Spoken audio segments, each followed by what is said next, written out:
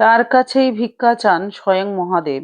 তার ভাড়ারেই দুনিয়ার সমস্ত খাদ্য। জানেন কি এই অন্নপূর্ণা দেবীকে এবং অন্নপূর্ণার মাহাত্ম্য কি? সমস্ত বিস্তারিত জানুন এই ভিডিওর মাধ্যমে। আশা করি আপনারা ভালো আছেন। আপনারা সবাই জানেন যে বাসন্তী পুজো শুরু হয়ে গেছে, কিন্তু বাসন্তী পুজোর যেদিন অষ্টমী সেদিন কিন্তু অন্নপূর্ণা পুজো হয়। আমি বাসন্তী পুজোর সমস্ত বিস্তারিত দিয়ে দিয়েছি, দেখে নেবেন। আর অন্নপূর্ণা পুজোর বেশ কিছু টোটকা করুন ওই দিন, এগুলো আপনাদের অভাব অনটন মিটবে। আর বাসন্তী পুজো সম্বন্ধে আপনারা জানেন, বাসন্তী পুজো আমাদের চৈত্র মাসে হয় নবরাত্রিতে। আপনারা যদি যারা করেন অবশ্যই ভিডিওটা দেখলে আপনাদের সুবিধা হবে।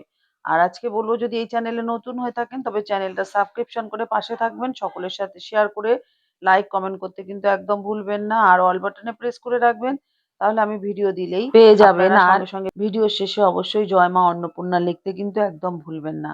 তাহলে চলুন আজকে আমরা প্রথমে জেনে নিই মা অন্নপূর্ণা পুজো কবে পড়েছে। মার্চ মাসে, এই মাসে 26 তারিখ অর্থাৎ 26শে মার্চ বৃহস্পতিবার পড়েছে মা অন্নপূর্ণা পুজো। ওই দিনই বাসন্তী পুজোর অষ্টমী তিথি। বাসন্তী দুর্গা পুজোর অষ্টমী তিথিতে পালিত হচ্ছে অন্নপূর্ণা পুজো। দেবী পার্বতীর জন্য অন্ন রূপ হলেন অন্নপূর্ণা। ইনি অন্নদা নামেও পরিচিত। তিনি অন্নদাত্রী। তার ভাণ্ডারেই এই দুনিয়ার সমস্ত খাদ্য রক্ষিত আছে। মা অন্নপূর্ণা কে? অন্নদাত্রী দেবী হলেন অন্নপূর্ণা, দেবী দুর্গার আর এক রূপ। দেবী এখানে দ্বিভুজা। আর অন্ন কথার অর্থ হলো ধান, আর পূর্ণার অর্থ হলো পুণ্য, মানে ধান পুণ্য, অর্থাৎ শস্যে পূর্ণ ভাণ্ডার যার কাছে আছে তিনি হলেন দেবী অন্নপূর্ণা। তার এক হাতে থাকে অন্ন পাত্র আর অন্য হাতে থাকে হাতা। এই হাতা দিয়ে অন্ন ভাণ্ড থেকে খাদ্য তুলে সবার পাতে বেড়ে দেন দেবী। তার এক পাশে ভূমি, অন্য পাশে শ্রী। তিনি ক্ষুধার্ত মহাদেবকে অন্নদান করছেন স্মিত হাস্যে। পুরাণ মতে চৈত্র মাসে শুক্ল অষ্টমী তিথিতে কাশীতে আবির্ভূত হয়েছিলেন দেবী। সেই সূত্রে এই তিথিতে দেবী অন্নপূর্ণার বাৎসরিক পুজো হয়। অন্নপূর্ণা পুজো বাংলার একটি প্রাচীন পুজো। এই পুজো এসেছিল কাশী থেকে। বাংলার সঙ্গে কাশীর যোগ বহুকালের। বাঙালির কাছে গয়া, কাশী, বৃন্দাবনের ভূমিকা নতুন করে বলার অপেক্ষা রাখে না। বারাণসী শুধু বাবা বিশ্বনাথের ধাম নয়, বাঙালির বার্ধক্যের কাশী। সেকালে অধিকাংশ ধার্মিক ধর্নাঢ্য পরিবারের বিধবারা কাশীবাসী হতেন। আর এই কাশী হলো মা অন্নপূর্ণার অধিষ্ঠান ক্ষেত্র। শৈব এবং শাক্ত সংস্কৃতির অপূর্ব মিলনস্থল হচ্ছে এই কাশী। মা অন্নপূর্ণার মাহাত্ম্য কথা। মার্কণ্ডেয় পুরাণে, কাশীখণ্ড, দেবী ভাগবতে এবং অন্যান্য প্রাচীন গ্রন্থাদিতে কাশীর অন্নপূর্ণা সম্পর্কে নানা উপাখ্যান রয়েছে। এর মধ্যে উল্লেখযোগ্য হল কাশী প্রতিষ্ঠানের কাহিনী। লোককাহিনী অনুসারে শিব যোগীরাজ হলে কি হবে? আদতে তিনি ভিক্ষুক, রোজগারের মুরদ নেই। রাজার দুলালি গৌরীর তাই একেবারেই হাড়ির হাল। এই নিয়ে অহরহ শিব দুর্গার কলহ। ক্ষোভে দুঃখে গৌরী একদিন চলে গেলেন বাপের বাড়ি। জয়া বিজয়া তাকে পরামর্শ দিলেন যে ভিখিরি শিবকে জব্দ করতে হবে। সেই মোতাবেকই দেবী জগতের সমস্ত অন্ন হরণ করে নিলেন। শিব তখন খিদের চোটে নাকাল। যেখানেই যান হা অন্ন হা অন্ন। শেষে লক্ষ্মীর পরামর্শে কাশীতে এলেন শিব। অন্নপূর্ণার হাত থেকে অন্ন খেয়ে পরিতৃপ্ত হলেন। কাশীতে স্বয়ং মহাদেবের উদ্যোগে প্রতিষ্ঠিত হলো দেবী অন্নপূর্ণার মন্দির। চৈত্র শুক্লা অষ্টমী তিথিতে শুরু হলো দেবীর পুজো। এইভাবেই কালক্রমে কাশীর দেবী অন্নপূর্ণা হয়ে উঠলেন বাঙালির ঘরের মেয়ে। তবে পুরাণের কাহিনী অনুসারে জানা যায় যে কাশীতে অন্নপূর্ণা প্রতিষ্ঠা হয়েছিলেন। আগে এই পুজো কাশীতে হতো না। এখন প্রশ্ন হলো যে আদিতে তাহলে অন্নপূর্ণা কোথায় পূজিত হতেন? আসলে অন্নপূর্ণা হচ্ছে শস্যের দেবী। পেটের জ্বালাই বড় জ্বালা। জনশ্রুতি হলো এই দেবীর পুজো করলে অন্ন কষ্ট দূর হয়। আর আমাদের সমাজ জীবনে মাঝে মাঝেই নেমে আসে আকাল বা দুর্ভিক্ষের অশনি সংকেত।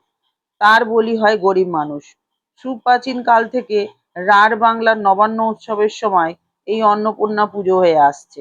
আজও গ্রামে গ্রামে নতুন ফসল তোলার পরই দেবীর হাতে ধানের পাকা শীষের গুচ্ছ দিয়ে পুজো হয়। কাশীর অন্নপূর্ণার সঙ্গে যার গভীর মিল আছে। কাশীর মন্দিরেও শুধু পাকা ধানের গুচ্ছ বা শস্য দিয়ে দেবীর পুজো অর্চনা হয়। সুতরাং কোনো সন্দেহ নেই যে দেবী অন্নপূর্ণা মূলত রাঢ়বঙ্গের দেবী। এই সময় এই দেবীর পুজো কাশীতে নিয়ে গিয়েছিলেন বাঙালিরাই। কাশী প্রত্যাগত অর্বাচীন অন্নপূর্ণা পুজো চৈত্র মাসের শুক্ল অষ্টমীর তিথিতে হয় মূলত জমিদার বা বনেদি বাড়িতেই। পুজো হয় ওখানে শাক্ত মতে। নবান্নের সময় এই অন্নপূর্ণা পুজোয় আদৌ বলি বা ষোড়শ পূজারে পুজো হয় না।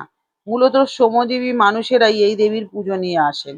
অন্যদিকে চৈতি অন্নপূর্ণার পুজো বনেদি বাড়িতে বা জমিদার মহলেরই। অন্নপূর্ণার প্রাচীন মন্দির বলতে ব্যারাকপুরে আছে।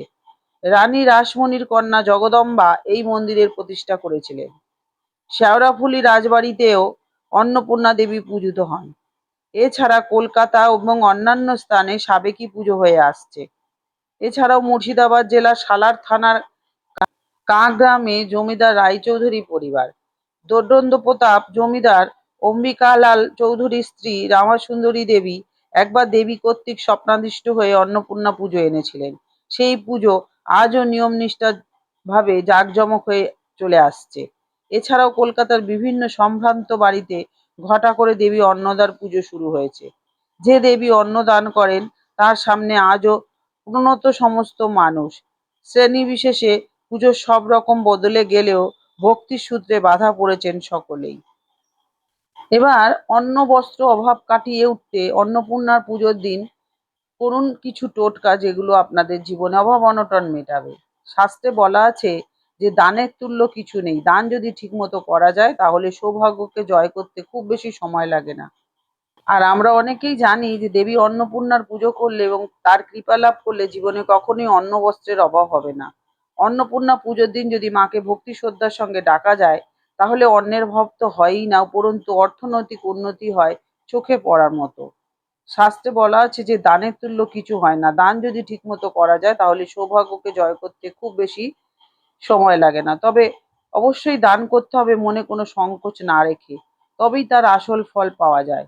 অন্নপূর্ণা পুজোর দিন কিছু টোটকা রয়েছে, যদি সেসব সঠিকভাবে করা যায় তবে অবশ্যই মায়ের কৃপায় জীবনে উন্নতি এবং সৌভাগ্য আসে। এই টোটকাগুলো সেদিন করুন। এই দিন পিতলের যে কোনো পাত্র কিনে তাতে অল্প কিছুটা চাল দিয়ে কোনো গরিব মানুষকে দান করুন। মনে করা হয় এই দিন যদি পিতলের পাত্র দান করা যায় তাহলে দেবী অন্নপূর্ণা ভীষণ সন্তুষ্ট হন। আর দ্বিতীয় টোটকাটি হলো এই দিন যে কোনো মন্দিরে গিয়ে পুজো দিন এবং মন্দিরের বাইরে বসে থাকা যদি ভিখারি থাকে তাদেরকে কিছু দান করুন। আর এর পরেরটা, জীবনে নানা সমস্যা যদি আপনাদের আসে এই দিন একটি রূপোর কয়েন অবশ্যই পারলে দান করুন। এই দিন রূপোর কয়েন দান করলে নানা সমস্যার সমাধান হয়। শেষে টোটকাটি যেটা বলবো সেটা হচ্ছে অন্নপূর্ণা পুজোর দিন কয়েকটি লবঙ্গ পুড়িয়ে তার পোড়া অংশ যে কোনো একটি নোটের ওপর রেখে কাউকে দান করে দিন। এর ফলে আর্থিক বাধা কেটে যাবে। খুব ছোট ছোট টোটকা, খুব সুন্দর টোটকাগুলো আপনারা সবাই করবেন। তাহলে আশা করি বন্ধুদের ভিডিওটা ভালো লেগেছে, অনেক কিছুই আপনারা জানতে পারলেন অন্নপূর্ণা মায়ের সম্পর্কে। অবশ্যই ভিডিওটা সকলের সাথে শেয়ার করে সকলকে মা অন্নপূর্ণা সম্বন্ধে জানতে সাহায্য করবেন এবং টোটকাগুলো সবাই করতে পারবে, সকলের উপকার হবে। আর আপনারা জানেন ভগবানের কথা, ভগবানের যা কিছুই আপনারা শেয়ার করুন তাতে আপনাদেরই মঙ্গল হবে। আর বলবো এতক্ষণ আমার সাথে থাকার জন্য আপনাদেরকে অসংখ্য ধন্যবাদ। সবাই সুস্থ থাকুন, ভালো থাকুন। মা অন্নপূর্ণা সকলের অন্ন বস্ত্র কষ্ট মিটিয়ে দিক, এই বলে আজকে আসি। আবার দেখা হবে নতুন আরেকটা ভিডিও নিয়ে। জয় মা অন্নপূর্ণা। সকলের মঙ্গল করো, সকলের অভাব অনটন মিটিয়ে দাও। জয় মা অন্নপূর্ণার জয়।